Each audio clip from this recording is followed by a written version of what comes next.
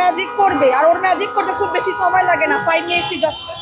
Spain ভালো খেলেছে, আমরা লাস্ট ম্যাচ থেকে যেটা বলতে পারি, কিন্তু আর্জেন্টিনা যেভাবে কামব্যাক করে লাস্ট টাইম, তো মানুষকে হতাশ হয়ে বাড়ি ফিরতে হয়। স্পেনকেও আমরা এইভাবে বাড়ি ফিরিয়ে দিব, আমাদের কোনো ভয় নেই।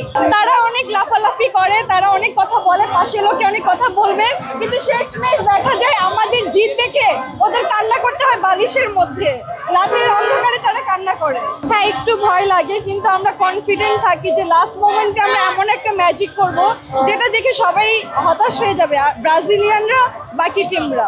মজুক বিরাট কারবার, জিতে নাও ফ্যামিলি কার, স্পোর্টস বাইক ছাড়াও লক্ষ লক্ষ নিশ্চিত গিফট। আমি গেমের ফার্স্ট থেকেই জানি যে আমি খুবই কনফিডেন্ট যে আমরা জিতবো, আর শেষে এটা তো এভরিডে হয়। আমরা বোকার মতো ফার্স্টে ভালো খেলার খারাপ খেলার কোনো মানে নাই, আমরা যে খেলবো আর জিতবো এটা আমি ফার্স্ট থেকেই জানি। তাদের জন্য আমার খুবই দুঃখ লাগে, কিচ্ছু করার নেই। তারা হচ্ছে আর্জেন্টিনার বিপক্ষে যেই খেলবে তাদেরকে মা বা ভাই বোন সব বানায় ফেলে, ওই ফুস করে পড়ে যায়। আমি তাদের জন্য খুবই দুঃখ প্রকাশ করছি, সরি। আমি বার্সেলোনায় থাকি, আমি স্পেনের সিটিজেন। আমি খুবই ছোট থেকে মেসির খেলা দেখে আসছি বার্সাতে, বার্সার মাঠে ওর খেলা দেখেছি, আর আমি জানি ও ম্যাজিক করবে, আর ওর ম্যাজিক করতে খুব বেশি সময় লাগে না, 5 মিনিটসই যথেষ্ট।